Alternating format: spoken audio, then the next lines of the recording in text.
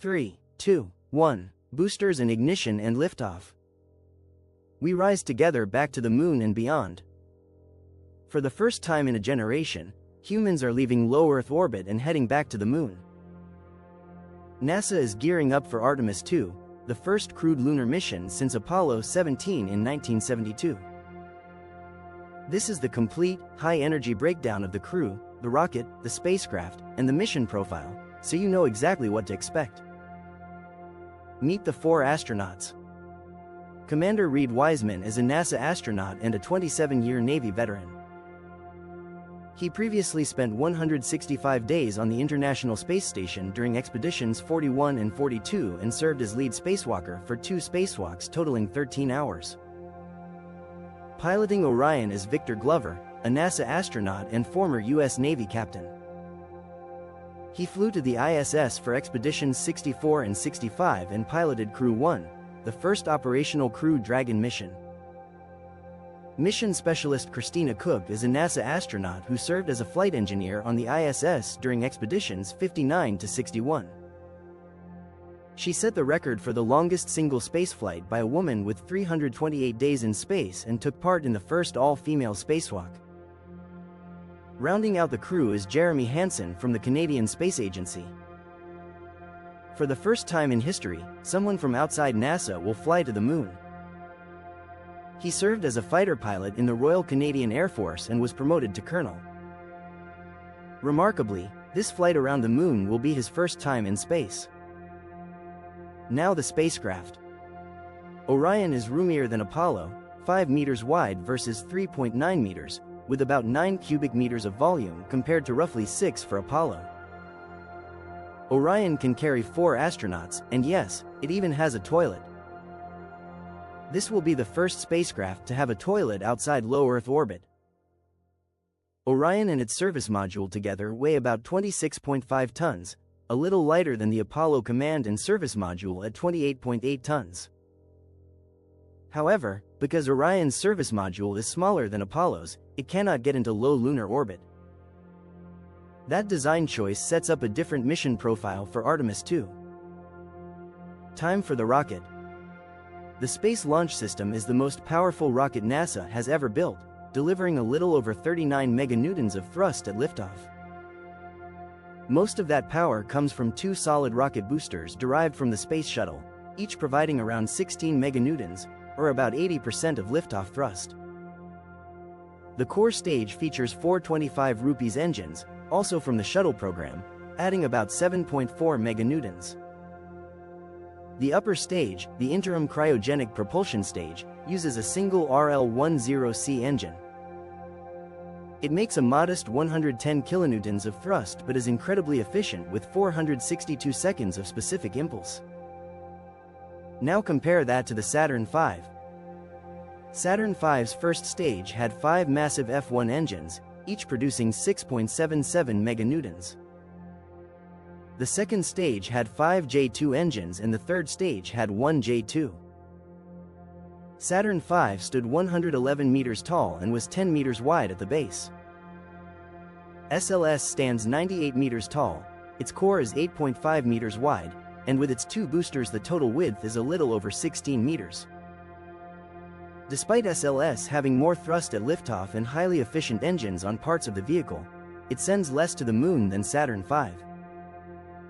SLS can deliver about 27 tons to the moon, while Saturn V could push around 45 tons.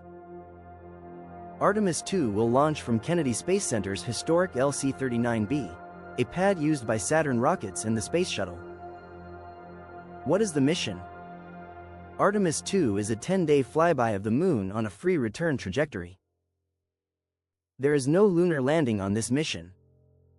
It is a full shakedown of Orion with crew, similar in spirit to Apollo 8, but unlike Apollo 8, Orion will not orbit the moon.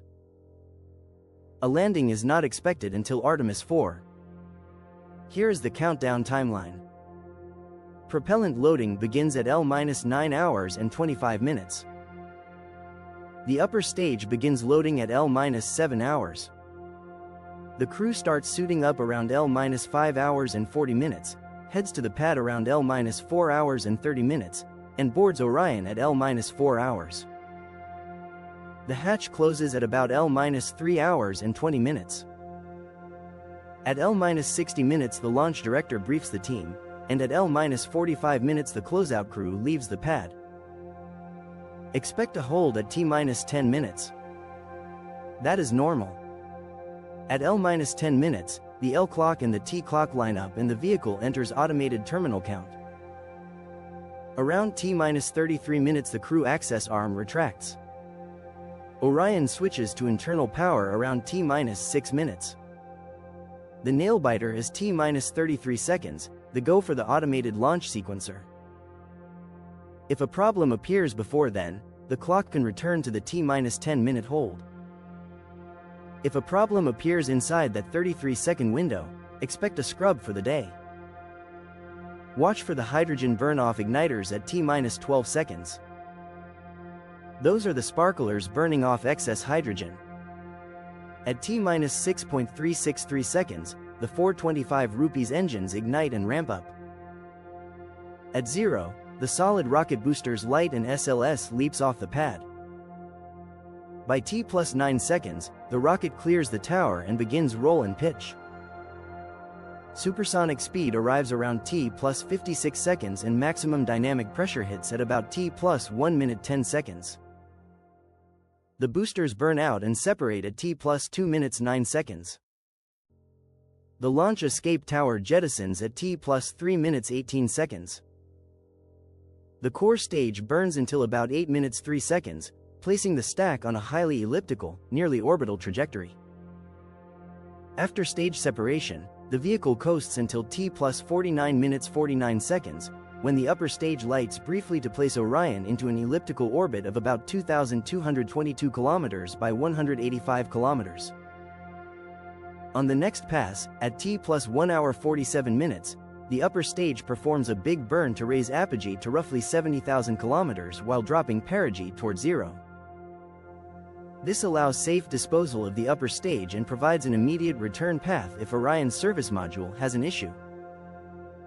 The crew also performs close proximity maneuvering checks with the upper stage before Orion continues alone.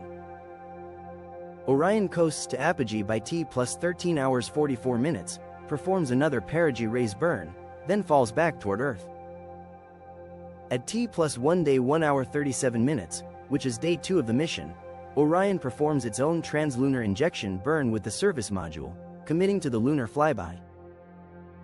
Over days 2 through 5, the crew conducts tests, including communications checks, correction burns, and a CPR demonstration. At T+4 days 21 hours 2 minutes, Orion is expected to break the Apollo 13 record for the farthest distance humans have traveled from Earth, surpassing about 400,171 kilometers, peaking around 402,000 kilometers. Artemis II is on a free return, so after the distance swing, the spacecraft arcs back toward Earth. Closest approach to the Moon comes at T+5 days 1 hour 23 minutes, about 7,400 kilometers above the lunar surface. On the return leg, days 6 through 8 include additional correction burns, a radiation shielding demonstration, and a manual piloting demonstration. At T+9 days 1 hour 13 minutes, Orion separates its crew module from the service module, exposing the heat shield. Entry interface begins at T+9 days 1 hour 33 minutes.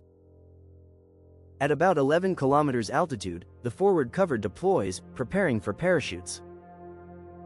Around 8 kilometers the drogue chutes deploy, and near 3 kilometers the main chutes open. Splashdown hits at roughly T+9 days 1 hour 46 minutes, with recovery targeted within 2 hours. A 10-day mission. The farthest humans have ever traveled from Earth. The first crew to head for the Moon in 54 years. A new era of exploration in the making. When that countdown hits 0, are you ready to watch humanity rise together back to the Moon?